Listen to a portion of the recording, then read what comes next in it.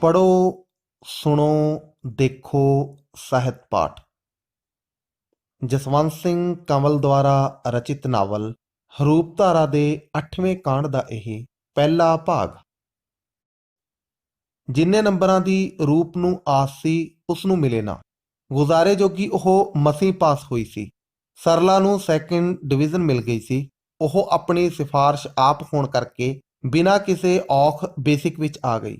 ਰੂਪ ਨਾਲੋਂ ਬਹੁਤੇ ਨੰਬਰ ਵਾਲੀਆਂ ਹੋਰ ਕੁੜੀਆਂ ਉਮੀਦਵਾਰ ਸਨ ਤੇ ਰੂਪ ਨੂੰ ਰਹਿ ਜਾਣ ਦੀ ਚਿੰਤਾ ਖਾਈ ਜਾ ਰਹੀ ਸੀ।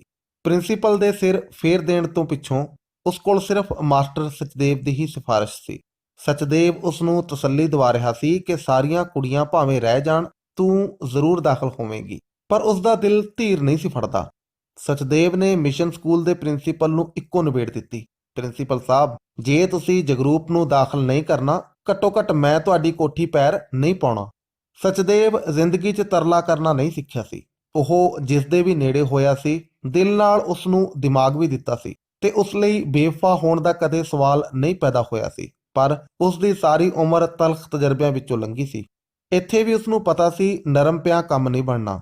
ਪ੍ਰਿੰਸੀਪਲ ਸਚਦੇਵ ਦੇ ਵਿਚਾਰਾਂ ਨਾਲ ਭਾਵੇਂ ਕਿੰਨਾ ਅਸਹਿਮਤ ਸੀ, ਪਰ ਇੱਕ ਲਾਇਕ ਟਿਊਟਰ ਨੂੰ ਮਾਮੂਲੀ ਗੱਲ ਪਿੱਛੇ ਕਿਵੇਂ ਹੱਥੋਂ ਗਵਾ ਲੈਂਦਾ। ਉਸ ਰੂਪ ਨੂੰ ਵੇਟਿੰਗ ਲਿਸਟ ਵਿੱਚ ਰੱਖ ਲਿਆ। ਸਕੂਲ ਖੁੱਲ੍ਹਣ ਵਾਲੇ ਦਿਨ ਕੁਦਰਤੀ 2 ਕੁੜੀਆਂ ਨਾ ਆਈਆਂ ਤੇ ਅਗਲੇ ਦਿਨ ਪ੍ਰਿੰਸੀਪਲ ਨੇ ਖਬਰ ਭੇਜ ਕੇ ਉਸ ਨੂੰ ਦਾਖਲ ਕਰ ਲਿਆ। ਇਸ ਤਰ੍ਹਾਂ ਸੱਪ ਵੀ ਮਰ ਗਿਆ ਤੇ ਸੋਟਾ ਵੀ ਰਹਿ ਗਿਆ।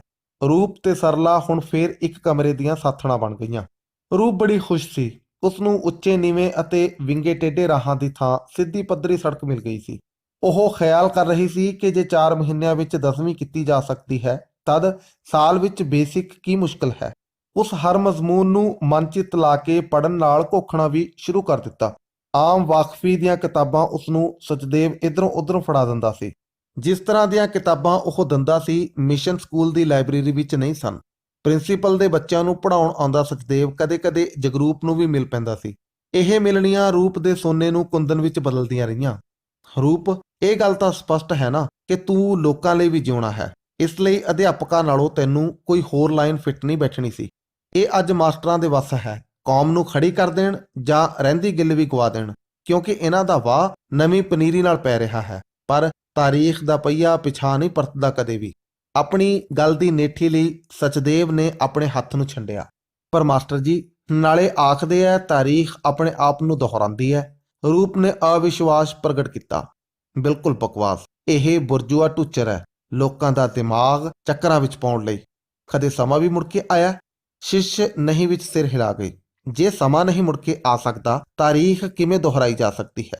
ਸਮਾਂ ਅਤੇ ਤਾਰੀਖ ਕਦਮ ਮੇਲ ਕੇ ਤੁਰਦੇ ਹਨ।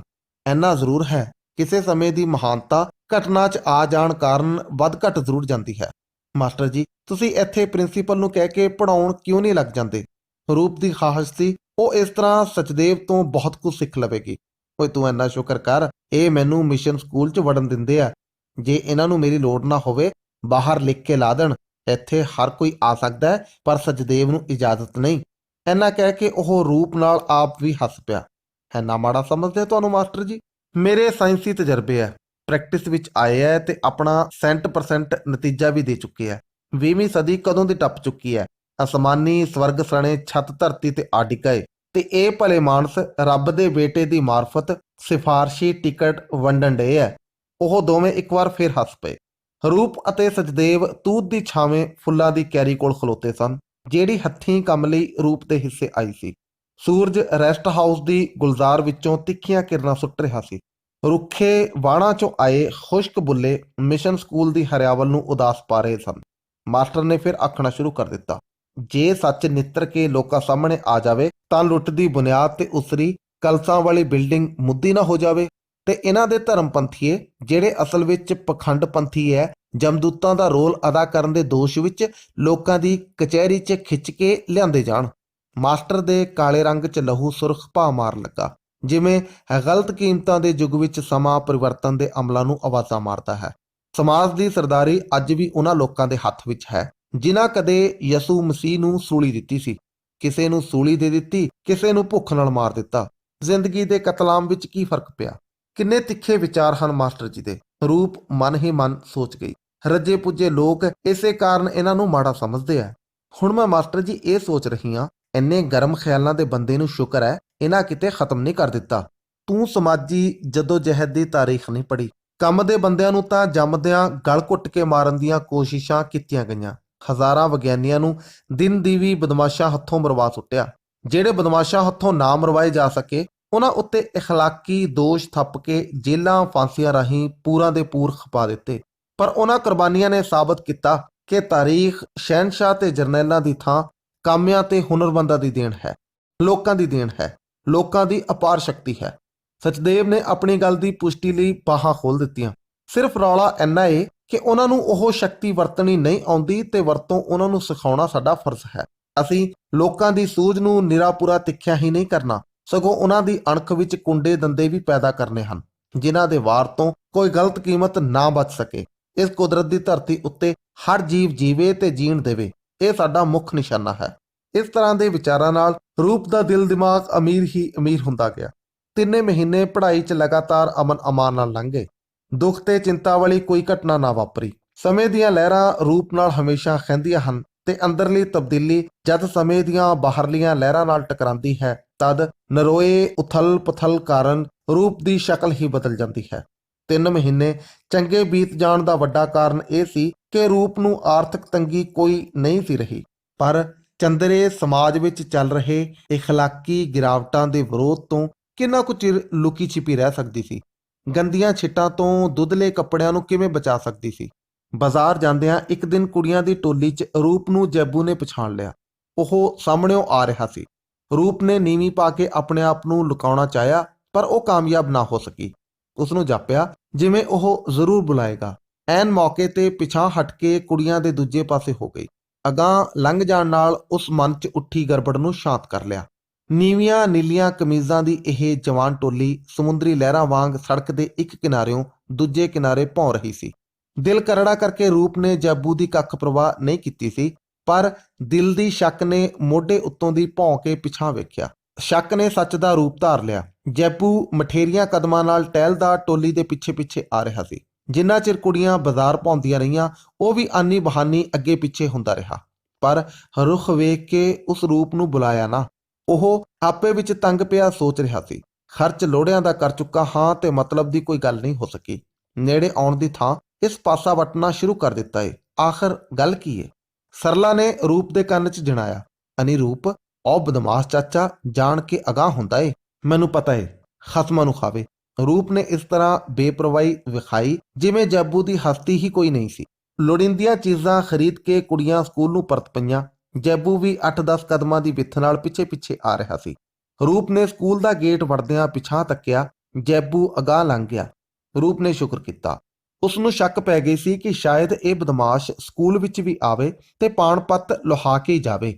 ਜੈਬੂ ਨੂੰ ਅੱਜ ਹੀ ਪਤਾ ਲੱਗਾ ਕਿ ਰੂਪ ਮਿਸ਼ਨ ਸਕੂਲ 'ਚ ਦਾਖਲ ਹੋਈ ਏ। ਹਰਨੇਕ ਨੇ ਉਸ ਕੋਲ ਅਸਲੋਂ ਦੜਵੱਟ ਰੱਖੀ ਸੀ। ਉਸ ਨੂੰ ਨੇਕ ਤੇ ਬੜਾ ਗੁੱਸਾ ਆ ਰਿਹਾ ਸੀ। ਉਸ ਆਪਣੇ ਆਪ ਨੂੰ 3 ਮਹੀਨੇ ਸੁੱਤਾ ਪਿਆ ਹੀ ਅਨੁਭਵ ਕੀਤਾ। ਅਗਲੇ ਦਿਨ ਰੂਪ ਨੂੰ ਪ੍ਰਿੰਸੀਪਲ ਨੇ ਕੋਠੀ ਬੁਲਾਇਆ। ਉਹ ਥੋੜੀ ਹੈਰਾਨ ਜ਼ਰੂਰ ਹੋਈ ਕਿ ਅੱਗੇ ਕਦੇ ਪ੍ਰਿੰਸੀਪਲ ਨੇ ਨਹੀਂ ਸੱਦਿਆ। ਅੱਜ ਜਦ ਉਹ ਕੋਠੀ ਦੇ ਨੇੜੇ ਗਈ, ਉਸ ਬਰਾਂਡੇ ਵਿੱਚ ਪ੍ਰਿੰਸੀਪਲ ਦੇ ਬਰਾਬਰ ਜੈਬੂ ਨੂੰ ਖਲੋਤਿਆਂ ਤੱਕਿਆ। ਉਸ ਦਾ ਅੰਦਰ ਧੱਕਾ ਖਾ ਗਿਆ, ਪਰ ਉਸ ਪੈਰਾਂ ਨੂੰ ਸੰਭਾਲ ਲਿਆ। ਰੂਪ ਨੇ ਪ੍ਰਿੰਸੀਪਲ ਦੇ ਸਤਿਕਾਰ ਲਈ ਹੱਥ ਜੋੜ ਦਿੱਤੇ।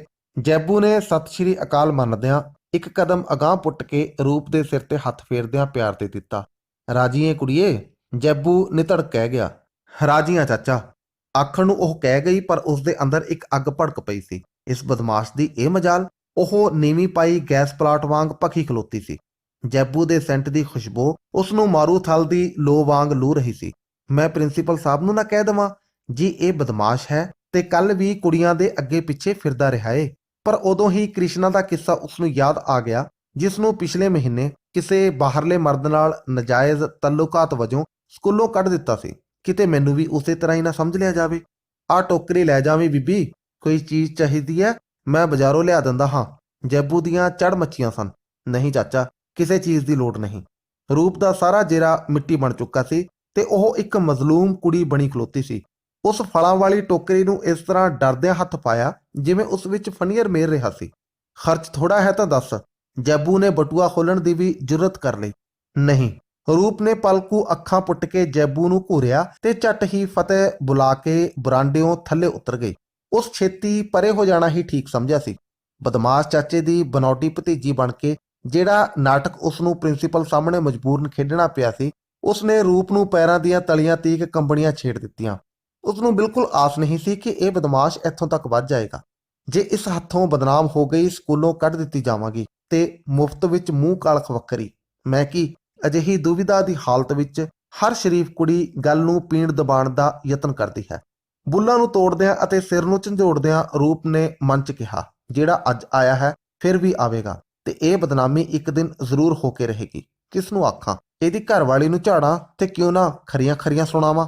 ਜਦ ਉਹ ਕਮਰੇ 'ਚ ਆਈ, ਸਰਲਾ ਹੋਰਾਂ ਨੇ ਟੋਕਰੀ ਖੋਹ ਲਈ ਤੇ ਸਹਾਰਨਪੁਰੀ ਅੰਬ ਚੀਰਨੇ ਸ਼ੁਰੂ ਕਰ ਦਿੱਤੇ। ਸਰਲਾ ਨੇ ਅੰਬ ਖਾਂਦਿਆਂ ਆਖਿਆ, ਆਹਾ ਸਵਾਦ ਆ ਗਿਆ ਰੂਪੋ। ਜੇ ਪ੍ਰਿੰਸੀਪਲ ਦੀ ਕੋਠੀਓਂ ਕਲਮੀ ਅੰਬ ਮਿਲਦੇ ਆ ਤਦ ਤੂੰ ਮਾਤਾ ਦੀ ਸਹੁੰ ਚੁੱਪ ਕਰਕੇ ਨਿੱਤ ਹੀ ਉੱਠ ਜਾਇਆ ਕਰ। ਸਾਰੀਆਂ ਕੁੜੀਆਂ ਹੱਸ ਪਈਆਂ। ਦਿਲ ਤਾਂ ਰੂਪ ਦਾ ਪੁੱਛਿਆ ਹੀ ਜਾਣਦਾ ਸੀ, ਪਰ ਉਸ ਨੂੰ ਸਰਲਾ ਦੀਆਂ ਗੱਲਾਂ ਤੇ ਹੱਸਣਾ ਪੈ ਗਿਆ। ਉਸ ਆਪਣਾ ਹਿੱਸਾ ਖਾਧਾ ਨਾ ਅਤੇ ਅਲਮਾਰੀ 'ਚ ਰੱਖ ਛੱਡਿਆ। ਜਦ ਹਨੇਰਾ ਪਿਆ, ਬਾਹਰ ਮਿਊਨਿਸਪਲ ਕਮੇਟੀ ਦੇ ਗੰਦ ਸਮੇਟਣ ਵਾਲੇ ਢੋਲ 'ਚ ਸੁੱਟ ਆਈ।